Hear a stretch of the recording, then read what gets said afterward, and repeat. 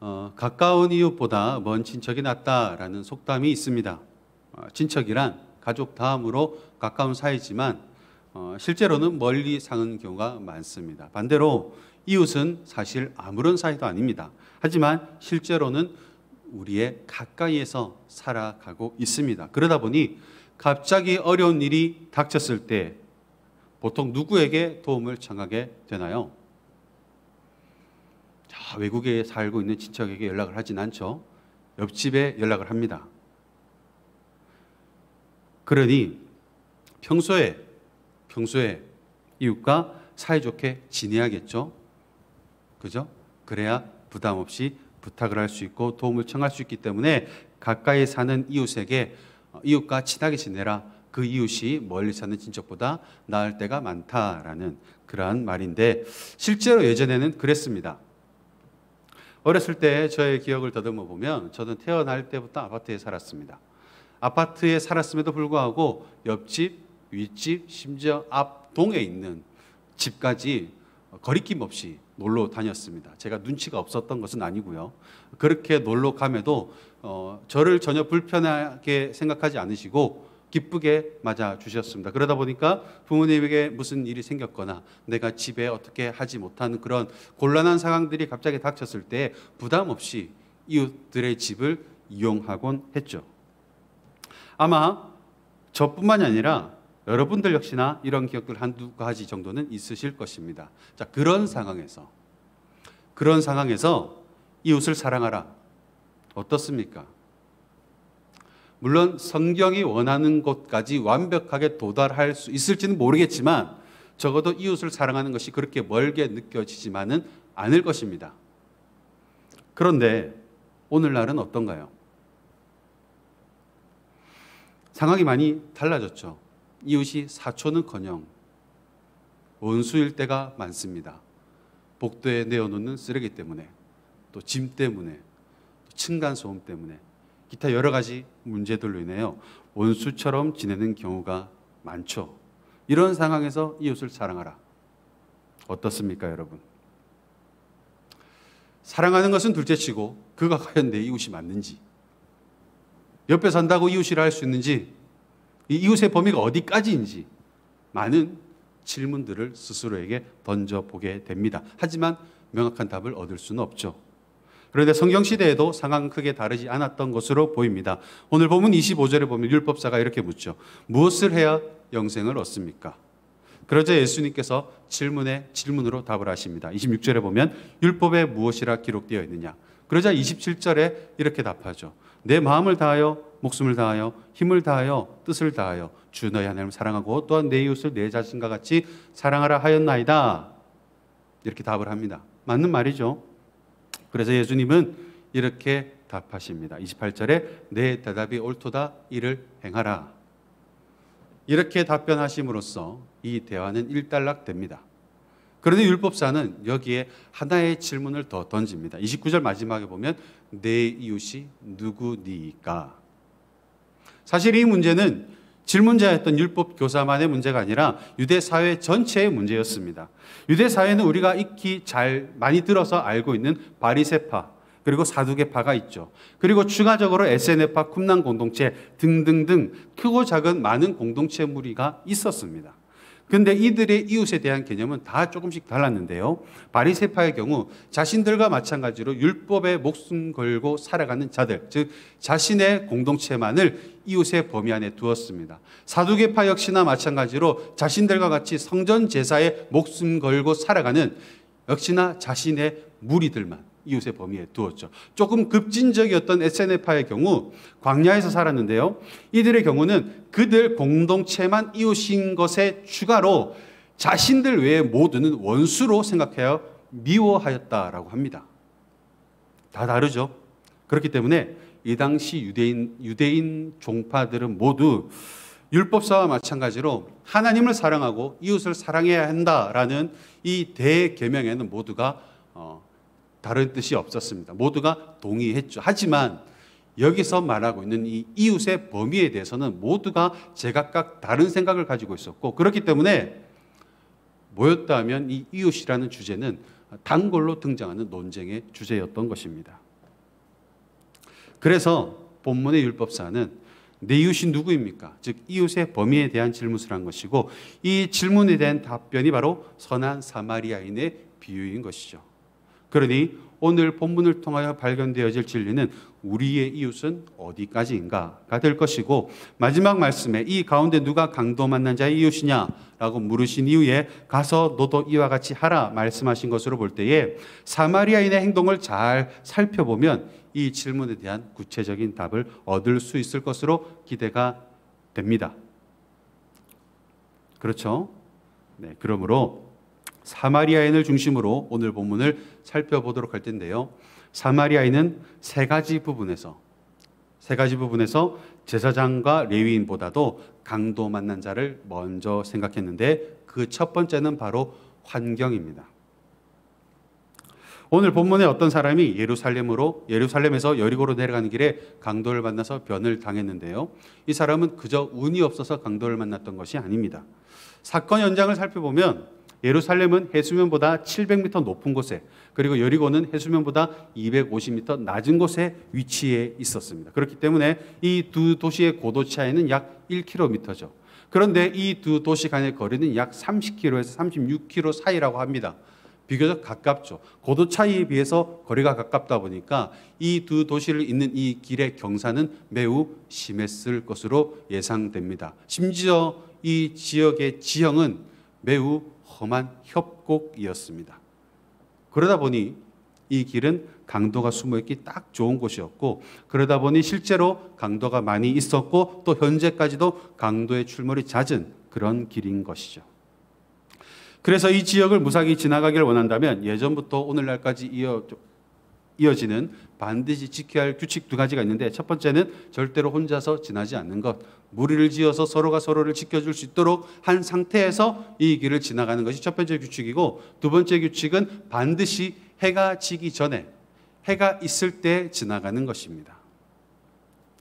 아마 이런 생각을 하실 수도 있습니다. 아니, 이렇게까지 하면서 꼭 이 길을 지나가야 하나? 다른 길은 없었나? 네, 없었습니다. 정확하게는 길이라 하는 이름은 가졌으되 유대인들에게는 죽은 길이 하나 있긴 있었는데 바로 사마리아를 통과하는 길이었죠. 여러모로 이 길이 더 좋은 길이었습니다. 그런데 사마리아인들과 유대인들의 감정을 생각해 볼 때에 그들이 이 길을 지나갔을까요? 절대로 지나가지 않죠. 자존심과 체면을 중시하던 것이 유대인들입니다. 그러니 사마리아를 통과하느니 내가 차라리 강도를 만나겠다. 죽었으면 죽었지 그 길로는 다닐 수 없다라는 것이 유대인들의 입장이었고, 그런 길을 유대인으로 추정되는 이름 모를 정체불명의 여행객이 오늘 본문에 보면 지나가고 있는 것이죠. 그것도 혼자서 불길하죠.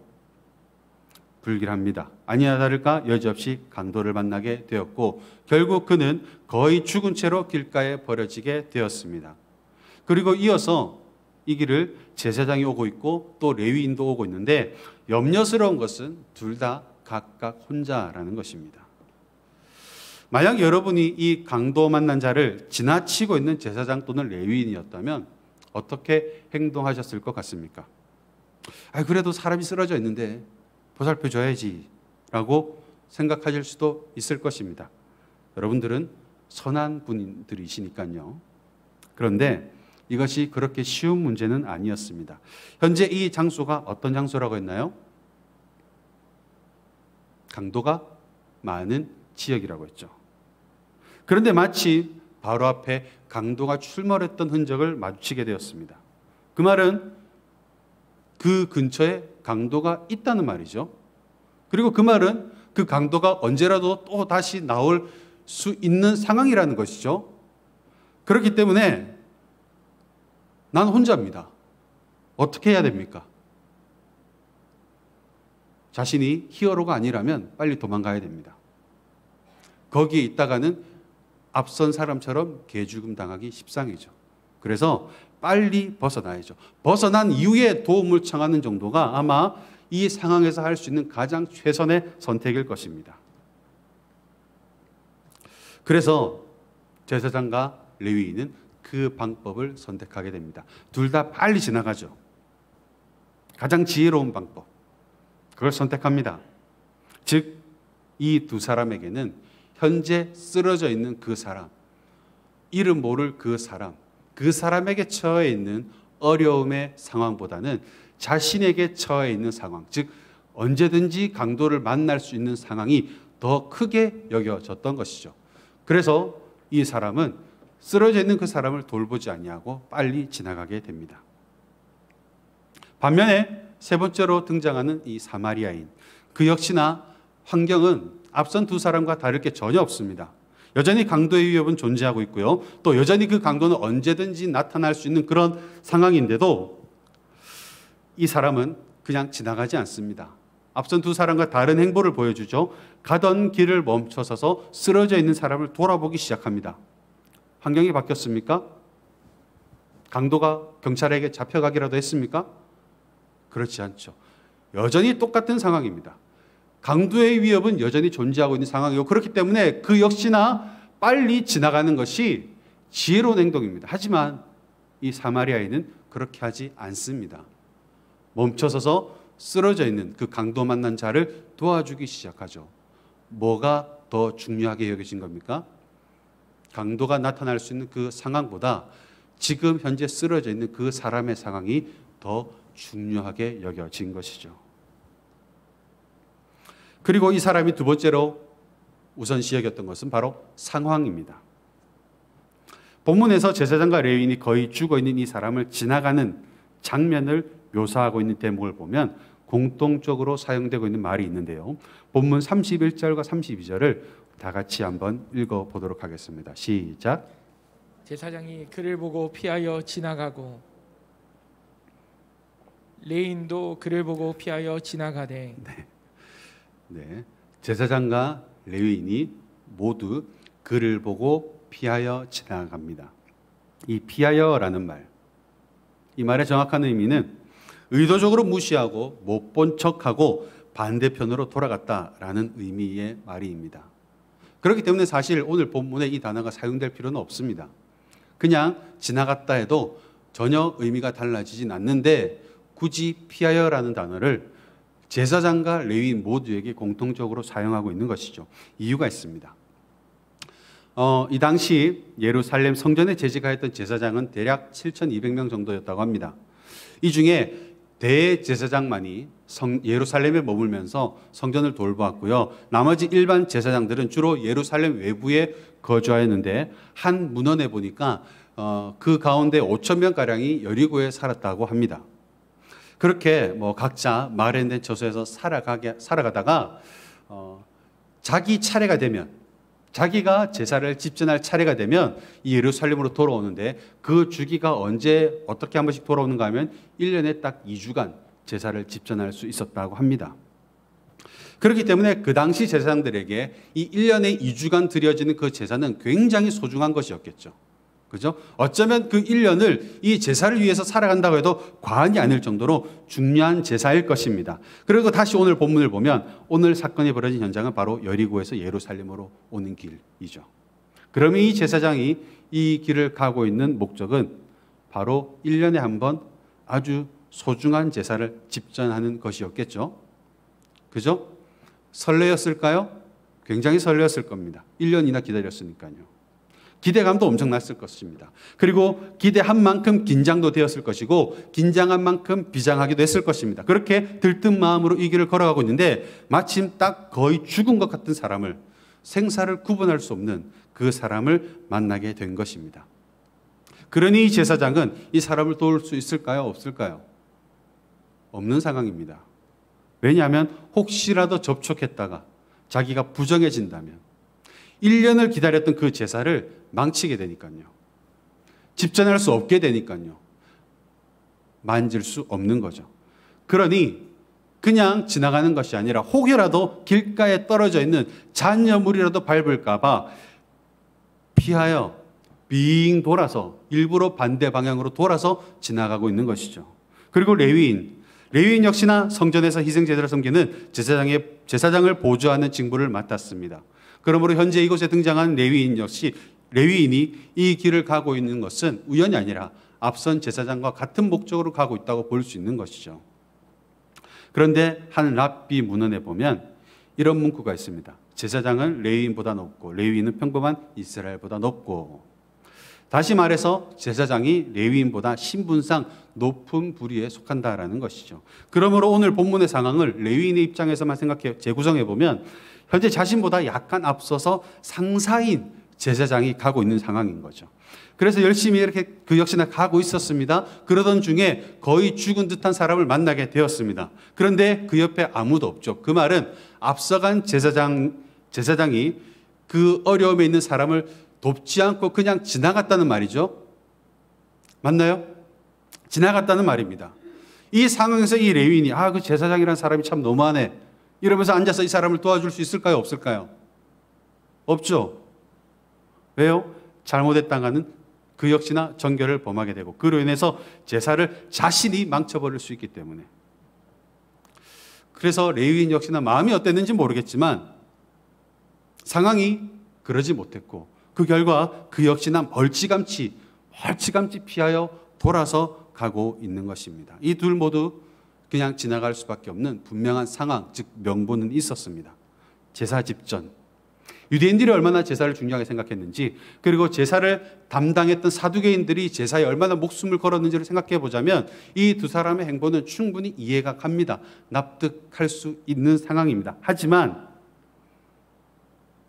이 두 사람은 자신의 그 상황을 더 우선시 여겼습니다.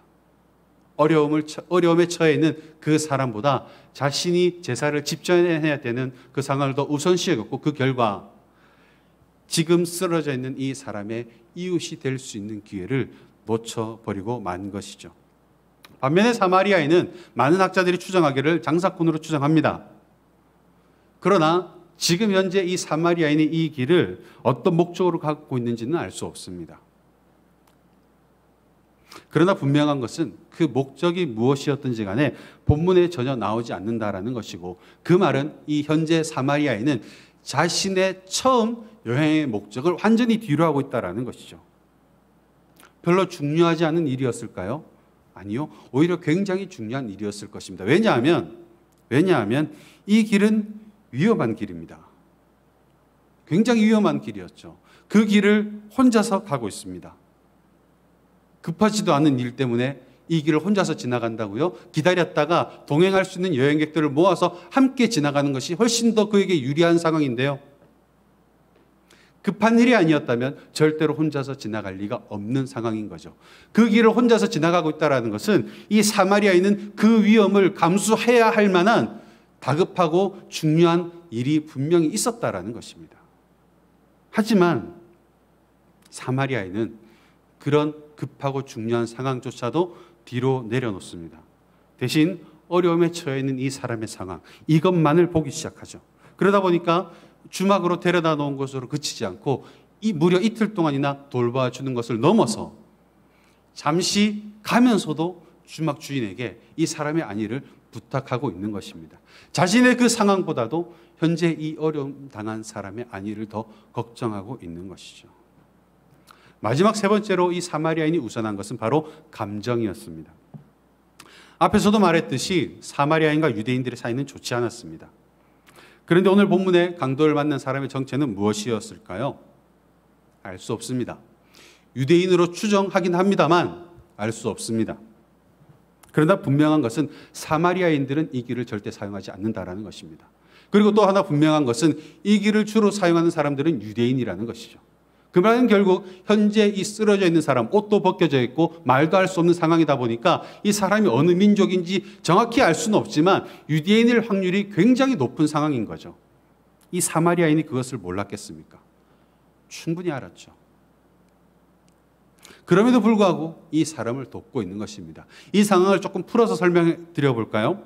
자신뿐만 아니라 자신의 부모와 자녀들 그리고 이웃과 친지들을 모두 개처럼 취급하며 무시하고 멸시해왔던 원수 같은 바로 그 사람.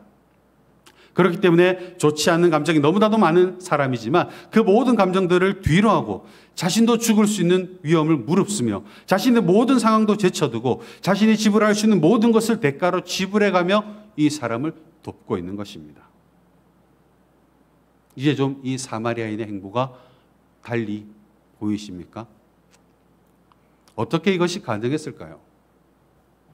주변의 환경보다, 자신의 상황보다, 자신의 내면의 감정보다 이 어려움 당한 사람을 어떻게 더 먼저 생각할 수 있느냐라는 것입니다.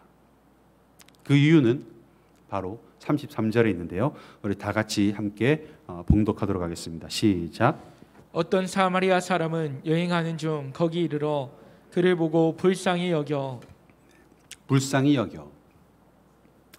이 사마리아 사람은 쓰러져 있는 이름 모를 여행객을 발견한 이후에 그가 누구인지, 그가 어느 지역의 어디 출신 사람인지, 살려주면 나에게 그 은혜를 어떻게 보답할 것이며 어떤 식으로 나에게 유익이 될지 전혀 계산하지 않습니다.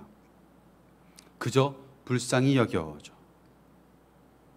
이 단어는 신약 성경에 총 12번 사용됩니다.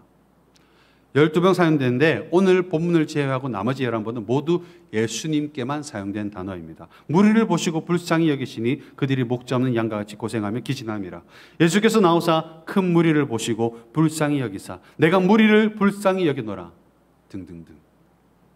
다시 말해 이 사마리아인이 강도 만난 자를 보자마자 처음 들었던 그 마음은 마치 그리스도께서 길 잃은 양같이 헤매고 있는 무리를 바라보실 때 드셨던 마음과 같은 마음이자 하나님께서 소망이 없던 우리를 바라보시며 불쌍히 여기셨던 그 마음과 같은 마음이었다라는 것입니다. 그러니 우리의 어떠함보다는 우리의 처한 상황을 불쌍히 여기사 가장 소중한 아들을 대가로 지불하심으로 우리를 자녀 삼아 주신 것처럼 이 사마리아인 역시나 이 사람이 예전에 나에게 어떻게 했는지, 지금 내가 베푼 은혜를 상환할 능력은 있는지 전혀 계산하지 않을 수 있는 거죠. 그저 이 사람에게 처한 그 상황만을 안타까워하면서 그 상황을 벗어날 수 있도록 하기 위하여 자신의 모든 상황과 환경을 뒤로하고 자신이 지불할 수 있는 모든 것을 대가로 지불해 가며 이 사람에게 임한 어려움의 상황을 해결해 주고 있는 것입니다. 그 결과 어떻게 되었을까요? 36절과 37절을 볼 때에 아주 훌륭한 이웃의 관계가 형성되었을 것으로 생각할 수 있습니다. 자, 그러면 다시요. 어쩌면 우리가 다시 한번 생각해야 될 대목이긴 한데 이웃을 사랑하라는 하나님의 명령, 이 명령을 우리가 다시 한번 곰곰이 생각해 보기를 원합니다. 이웃이라는 관계 어떻게 맺어지는 겁니까? 옆집에 산다고 그냥 이웃인가요? 내가 저 사람을 이웃이라 생각한다고 그 사람과 나하고의 관계가 이웃으로 정의가 되는 것입니까? 그렇지 않죠. 이웃이라는 관계는 반드시 상호 간에 서로가 서로를 이웃이라 인정할 때에 맺어지는 관계가 바로 이웃입니다. 그때 진정한 이웃이 되는 것이죠. 그리고 사랑 역시나 혼자 하는 사랑은 완전하지 않습니다. 그래서 하나님께서 우리를 사랑하시는 것만큼 우리가 하나님을 사랑해 드릴 때에 그 사랑이 완전해지는 것이고요. 그와 마찬가지로 이웃을 향한 사랑 역시나 나에게서부터 나가는 그 일방적인 사랑만이 아니라 돌아오는 사랑까지 있을 때에 그 사랑이 완전한 사랑이 되어지는 것이고, 그렇게 하기 위해서 내 이웃을 내 몸과 같이 사랑하는 관계, 내 몸처럼 사랑하는 이웃을 만들기 위하여, 그런 관계를 형성하기 위하여 오늘 본문의 사마리아인과 같은 행동이 반드시 요구되어지는 것이고, 그래서 본문 가장 마지막 37절에 보면 예수님께서 이렇게 말씀하시죠. 가서 너도 이와 같이 하라. 그렇게 함으로써 이웃이 형성될 수 있다. 그렇게 하는 자들이 너의 이웃이다.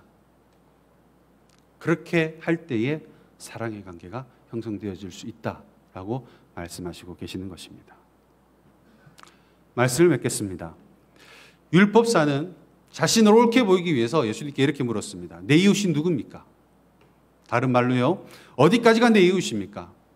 또 다른 말로 해보자면 누가 내 사랑을 받을 만한 이웃입니까? 라고 물은 것이죠. 철저하게 자기 중심적으로 교만한 마음에서 자기의 이웃 될 사람을 찾고 있었습니다. 이 질문에 대한 예수님의 대답은 이렇습니다. 36절에 보면 누가 강도 만난 자의 이웃이 되겠느냐? 다시요. 누가 강도 만난 자의 이웃이 되어 주었느냐? 바라보는 관점이 다른 것이죠. 이웃이라는 것은 내가 서 있는 이 자리에서 찾는 것이 아니라 어려움에 처한 사람의 자리까지 내려갔을 때, 그리고 그에게 하나님께서 우리에게 먼저 베푸르신 그 사랑을 흘려보낼 때에 비로소 그와 나의 이웃의 관계가 맺어진다. 그렇게 할 때에 이웃이 만들어진다라는 것입니다. 그러므로 이 시점에서 우리가 스스로에게 던져봐야 할 질문은 누가 내 이웃인가가 아니라 과연 나는 누구의 이웃이 되어 주었는가 하는 것이죠. 이웃이 있으십니까? 혹시나 아직도 이런 이웃이 한 명도 없지는 않으십니까? 더 늦기 전에 이웃부터 만드시기 바랍니다. 여기에는 반드시 대가가 필요합니다. 마치 하나님께서도 대가를 지불하시고 우리를 부르신 것처럼 대가를 아까워하지 말고, 뒤를 생각하지 말고, 계산하지 말고 어려움에 처한 사람을 만났을 때에 이것은 내가 말씀을 이룰 기회다, 이것은 내가 이웃을 얻을 기회다 라고 생각하시고 적극적으로 마치 사마리아인과 같이 도와줌으로써 진정한 의미에서의 이웃을 먼저 만드시고 그와 함께 진실한 사랑을 함께 나눔으로써 하나님께서 진정 원하셨던 사랑, 완전한 그 사랑 가득한 하나님의 나라를 이 땅에서 살아내시는 성도님들 되시기를 주님의 이름으로 소원합니다.